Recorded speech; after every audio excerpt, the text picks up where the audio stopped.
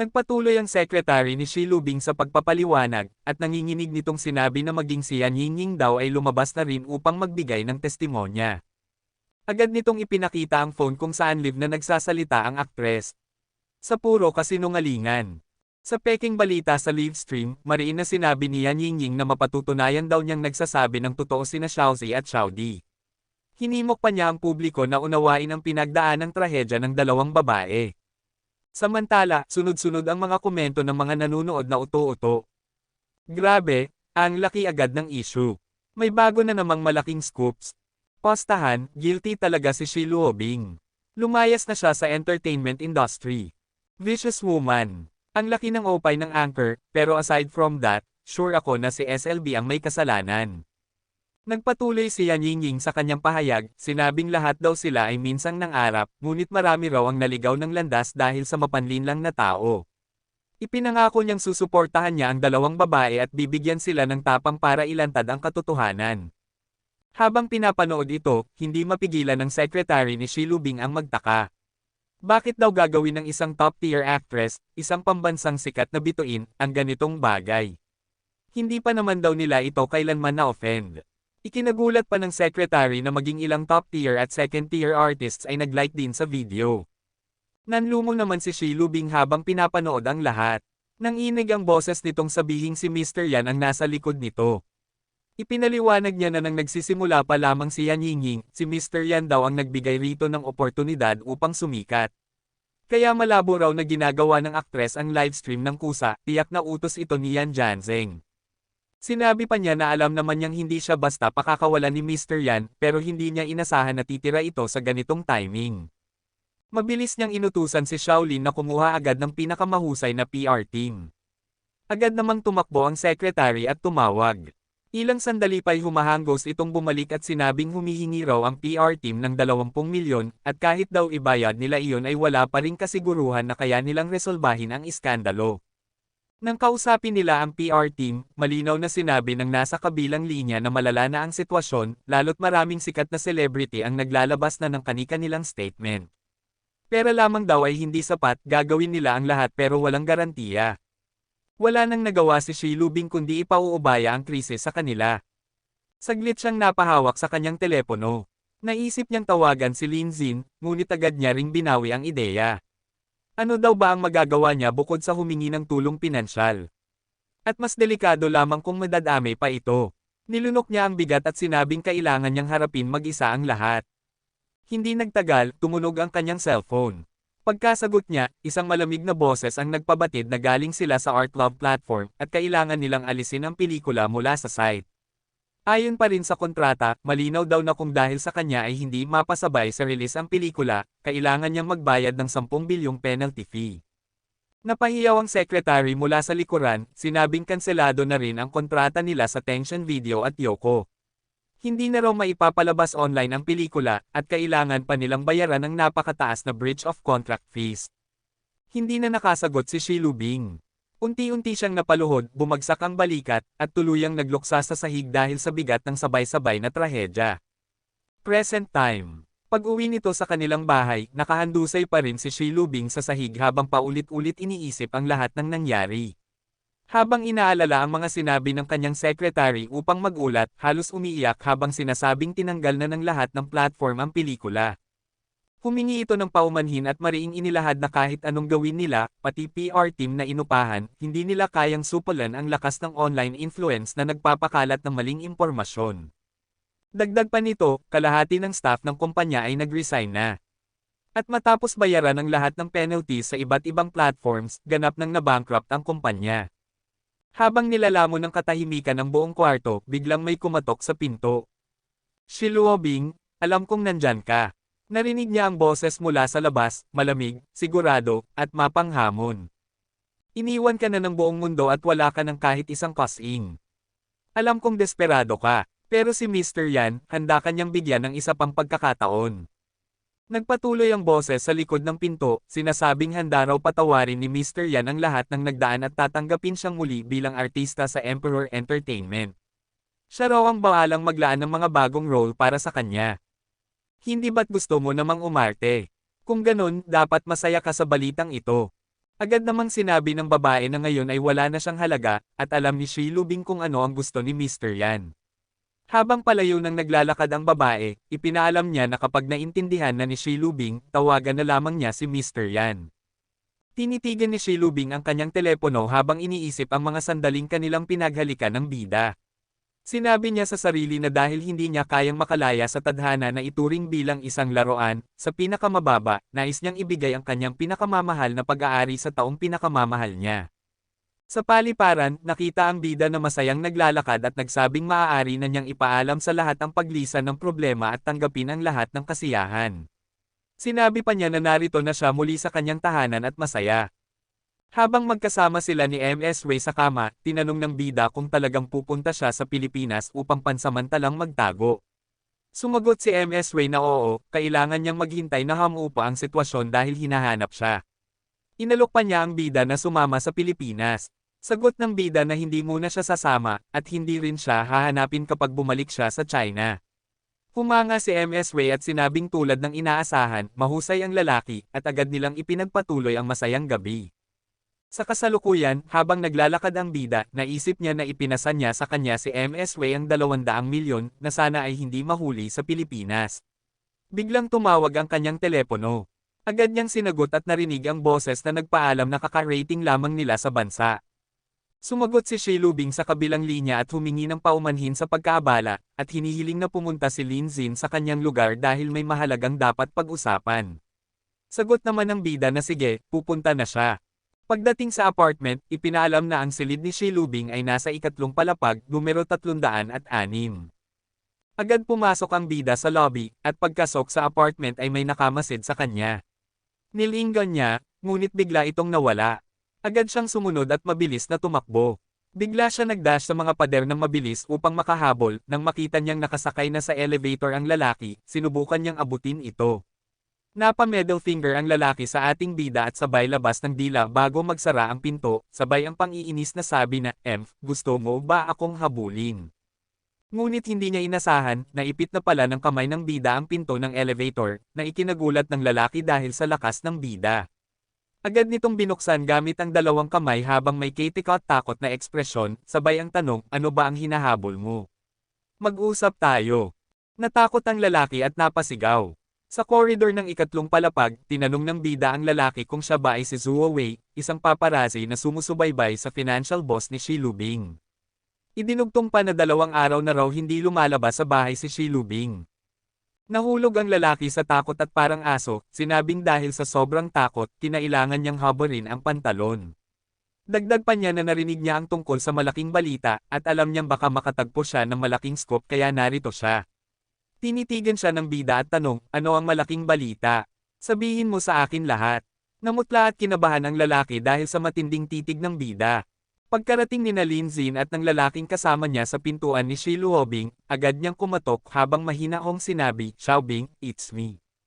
Pagkabukas ng pinto, napamulagat si Lin Zin nang makita ang suot ng dalaga, isang napaka-sexy na kasuotan na higit pa sa inaasahan niya.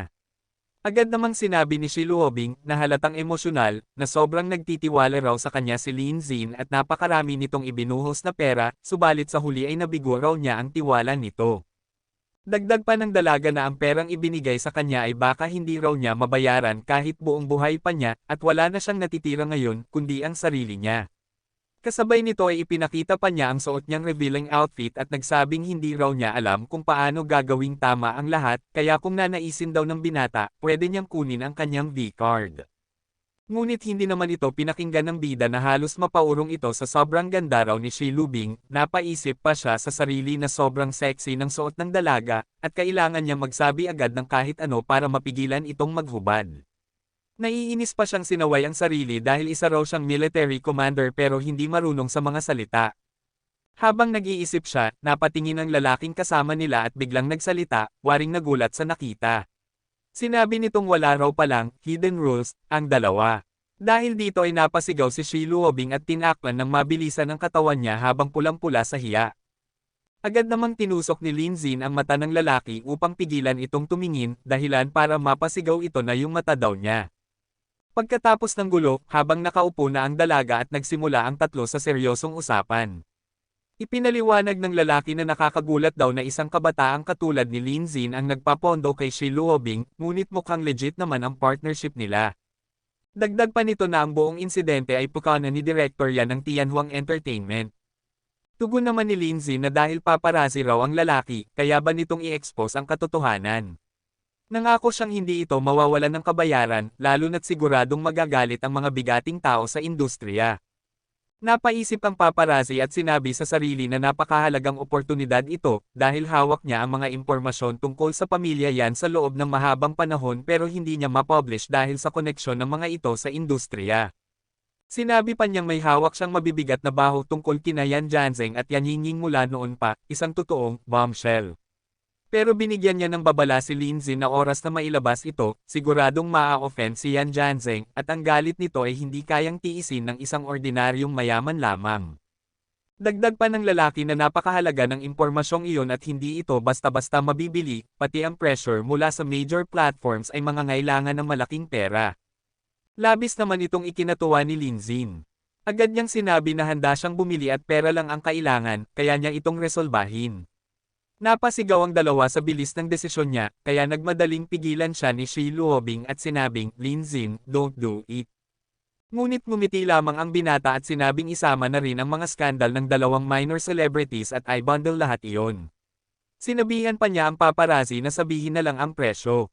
Ilang sandali agad na kinuha ng bida ang phone nito, habang pinapakita sa screen na nakapag-transfer siya ng 60 million sa lalaki. Napasigaw ang lalaki nang makita ang halagang ipinadala, halos hindi makapaniwalang wala man lang tawad at diretsong bayad. Napabulong na lamang si Lin Zin na inakala niyang aabot sa bilyon ang hihingin. Medyo nadismaya pa siya na 60 milyon lang pala. Pagkatapos ay inutusan niya ang lalaki na ikalat ang impormasyon at magdala pa ng mas maraming influencer para palakihin ang ingay online. Pagharap naman niya kay Shi Luobing, sinabi niyang gumawa pa ng panibagong promotional video, mag-invite ng malalaking self-media platforms, at gastusan ito ng todo. Yumuko ang dalaga at sinabing wala na siyang pera dahil ginamit lahat sa pag-compensate ng platforms at halos kalahati ng empleyado nila ay umalis na. Nagkunwari pang nagalit si Lin Zin kaya napahinto sa takot ang dalaga, pero bigla siyang tumawa at tinapik si Shi Luobing, sabay sabing, fantabulous, Xiao Bing. Sa loob ng 2 araw ay nakaubos ka ng mahigit 300 million. Ikaw ang talent na kailangan ko. Dahilan para mapatulala ang dalawa. Hindi pa doon nagtapos dahil naglabas pa si Lin Zin ng 10 billion at iniutos kay Shi Luobing na i-negotiate muli ang mga platform, mag-hire ng bagong staff, at palakihin ang PR troll team. Idinagdag pa niya na dapat nilang ibuhos ang lahat ng pondo para makapagbigay ng matinding dagok sa kalaban. Nang marinig ito, halos hindi makapagsalita si Shi Luobing sa pagkagulat dahil sa yaman ng bida at napatanong kung talagang worth 10 billion ba siya. Maging ang paparazzi ay napanganga at napaulit ang tanong kung talagang ganoon kalaki ang halaga niya. Ngumiti lamang si Lin Zin at sinabing hindi pera ang pinag-uusapan nila, kundi pangarap. Dahil dito ay mas lalo pang nahulog ang loob ng dalaga, kaya napabulong na malamang at tinawag ang pangalan ng ating bida. Kasunod nito ay tumunog ang system ni Lin Zin at lumabas na tumaas ang favorability ni Shi Luobing ng 30% at nasa 82% na ito. Tumayo ang paparazzi at sinabing si Lin Zin na raw ang bahala at pangako niyang ayusin niya ang lahat ng perpekto. Nang tanungin pa siya ni Lin Zin kung hindi ba nito sinusubukang umiwas kanina, tumawa lang ito at sinabing mas maliit pa raw sa sintas ni Lin Zin si Yan Jianzheng. Habang tumatakbo palabas, sumigaw itong maghintay na lang sila ng resulta ngayong gabi. Pagsapit ng gabi, agad na nagulat ang mga tao habang nakatutok sa kani-kanilang cellphone. Isa sa kanila ang napasigaw kung paanong may big news daw tungkol kay Zuo Weo na gumawa raw ng isang napakalaking revelasyon. May isa pa na mabilis na nagsabi na tingnan daw ang Weibo dahil kumakalat na raw ang isang nakakagimbal na post. Ito pala ay ipinalaganap ng lalaking binayaran ng ating bida. Sa nakasulat sa post, sinabi niyang ang mga pangyayari raw ay hindi kapanipaniwala at dapat daw bantayan si Lao Zuo para sa susunod pang mga detalye. Dagdag pa niya na ang tunay daw na umakyat sa ranggo sa pamamagitan ng iligal na paraan ay hindi si Shi Luobing kundi si Yan Yingying. Habang pinapakita ang video, lumabas dito ang malaswang eksena ni Yan Yingying. Sa video, naririnig ang babae na nagsusumamo kay Mr. Yan na dahan-dahan lang daw. Ngunit sagot naman ni Mr. Yan na bakit daw ba sinasabi nitong dahan-dahan gayong hindi raw siya mabilis. Nag-umpisa ng magingay ang mga komentarista. Sabi ng ilan sa kanila na nakikita raw nila kung sino si Mr. Yan, kung hindi ba raw ito ang boss ng Tianhuang Entertainment. May iba pang nagkomento kung si Yan Yingying nga raw ba iyon. Sinundan pa nila ito ng tanong kung bakit tila nasa likod lamang ng tagpo ang ginagawa nitong eskandalo. Habang nagpapatuloy ang video, nakita ang tagpong mukha ng lumingon si Yan Yingying kay Mr. Yan. Narinig pa ang sinabi niyang ibinigay na raw niya ang lahat at gusto raw niyang makuha ang leading role at pinakamataas na posisyon sa pelikulang Descending Autumn Mountain. Napasigaw ang ilang nanonood na hindi raw sila makapaniwala. Sumagot si Mr. Yan sa video na kaya raw niyang ipasuot ang kulay pula sa dalawang babaeng lead at siya naman daw, si Yan Yingying, ay tanging kulay puti ang susuotan. Tila nagkaroon ng pagpapatunay ang mga nanonood at nagsabi sila na umangat daw ito sa ranggo gamit ang maruruming paraan. May isa pang nakilala ang boses at sinabi raw nitong iyon ay si Yan Janzeng. May iba namang nagsabi na totoo raw na si Yan Yingying nga iyon sa video. At may isa pang nagtanong kung hindi ba raw iyon ang pelikulang pinagdebutan niya 10 taon na ang nakalipas. Nang marinig muli sa video si Yan Yingying na nagsasabing, ang sarap daw ng pakiramdam, mas lalo pang uminit ang comment section. May iba na nagtanong kung hindi ba raw Tianhuang Entertainment ang dati-dating kumpanya ni Shi Luobing. Dahil dito, naglabasan ang mga komento na malinaw na daw ang lahat, si Yan Janzeng daw ang nag-utos kay Yan Yingying na gumawa ng peking ebidensyang ikinasira ni Shi Luobing. Hindi nagtagal at naglabas muli ng post si Paparazzi Zuo. Sa pamagat ng bagong post, sinabi niyang ang dalawang 18th-tier actresses at ang isang mayamang lalaki ay nagkaroon daw ng royal affair sa loob ng hotel at naglabasan lamang pasado tanghali kinabukasan. Libo-libo ang nag-like at nagkomento. Sinabi ng maraming nagkomento na sigurado raw sila na ang dalawang artista ay bayaang aktor lamang ni Yan Janzeng. May iba pang nagsabi na kapag umaarte raw ito sa pelikula ay parang kahoy, pero kapag gumagawa ng paninira ay bigla raw umaangat ang acting skills. May ilan na nagsabi na i-block daw ito. May iba ring nagsabing dapat ay ba na rin si Yan Yingying. Sa kabilang banda, makikita namang nakatayo si Yan Yingying habang nakikita ng mga kasama niya ang malaswang video sa kanilang cellphone. Isa sa kanila ang nagmamakaawang iligtas daw sila. Isa pa ang nagsabing nangako raw si Yan Yingying na kapag nakipag-cooperate sila sa plano niya ay magkakaroon sila ng mas magandang oportunidad, ngunit hindi raw sinabi ni Yan Yingying na magkakaroon ng ganitong kapalit. Dito biglang sumigaw si Yan Yingying kung bakit sila nagrereklamo gayong siya mismo ay hindi niya raw mailigtas ang sarili niya. Ang isa namang lalaki ay nagsabi na gumastos na raw sila ng 200 milyon Hua coins para lang magpatrabaho ng internet trolls at pati raw AI ay inupahan nila upang mapunuan ang comment section. Ngunit kahit daw ganoon, hindi pa rin nila makontrol ang opinyon ng publiko. Ayon pa sa PR team nila, higit 500 milyon daw ang ginastos ng kabilang panig upang bumili ng trolls at manipulahin ang online comments. May mas advanced daw itong AI at pati mga hacker ay nakikialam dahil maraming internet troll companies nila ay nahack raw ng kabilang panig. Napasigaw si Yan Yingying kung paano raw posible ang lahat. Tinanong niya kung sino raw ba talaga ang kalaban nila.